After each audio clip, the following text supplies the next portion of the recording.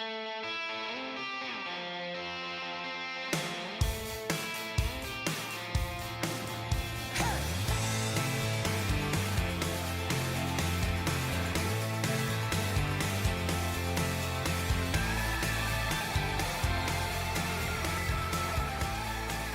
Steve Wiggins, and this is the Groundworks Ministries podcast. Today we're reading from the book of Ezra, chapter 6. Let's focus on verses 1 through 4. Then King Darius issued a decree, and a search was made in the archives where the treasuries were stored in Babylon. And a Archmetha in the place that is in the province of Media, a scroll was found, and in it was written this: In the first year of King Cyrus, Cyrus issued a decree concerning the house of God at Jerusalem. Let the house be rebuilt, the place where they offered sacrifices, and let the foundations of it be firmly laid, its height 60 cubits, its width 60 cubits, with 3 rows of heavy stones and 1 row of new timber. You know, when I was a high school senior, I was nominated to the Air Force Academy, the U.S. Air Force Academy. My father, being an Air Force lieutenant colonel, was very proud of me. And I was kind of proud of myself, frankly. In fact, it had been my dream since I was a child. Even before Top Gun came out later that summer, I wanted to fly fighter jets. Been to so many air shows, wanted to be one of those guys.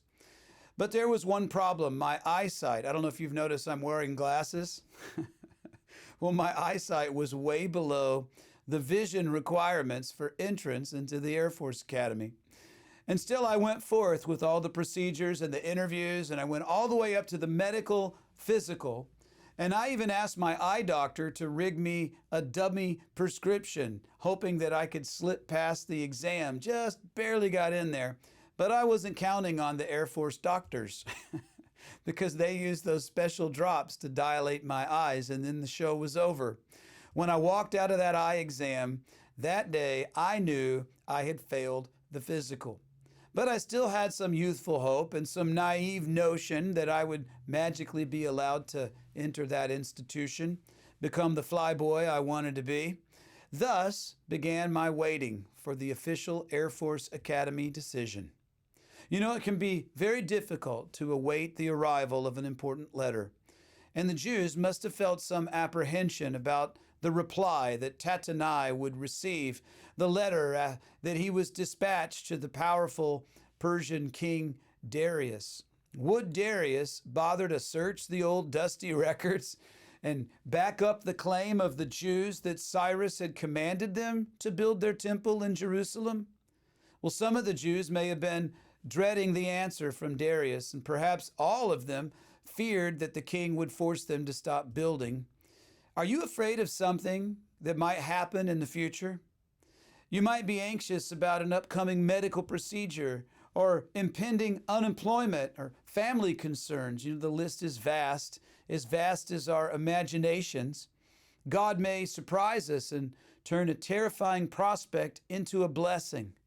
But whatever happens, whether the future is better or worse than we imagined, well, it's all under the wise management of our loving and ever-present, all-knowing Heavenly Father. They say you don't know what the future holds, but you can know who holds the future. The God who cared for his anxious people, who awaited the reply of King Darius, is the same God who watches over us, and he plans the path ahead of us. By the way, I did not pass my Air Force Academy physical. Eyesight, we kind of knew that was coming. I ended up accepting a track scholarship at Arkansas State University. And one night, 2 years later, on our way home from a track meet at the University of Indiana, I overheard the gospel once again, and that night I surrendered to follow Jesus. You see, sometimes what we think is bad news ultimately turns out to be the best news ever. I'm Steve Wiggins, and this is the Groundworks Ministries podcast. Groundworks Ministries operates entirely through financial donations from faithful people like you. And your giving to Groundworks Ministries transforms lives. Would you consider making a donation to Groundworks Ministries today? We need your monthly support now more than ever. And donating is secure and it's easy at our website, groundworksministries.com. Now, another way to help is to tell people about Groundworks Ministries. Share these podcasts with your friends and family and on your social media. And of course, you can always direct folks to our website, groundworksministries.com.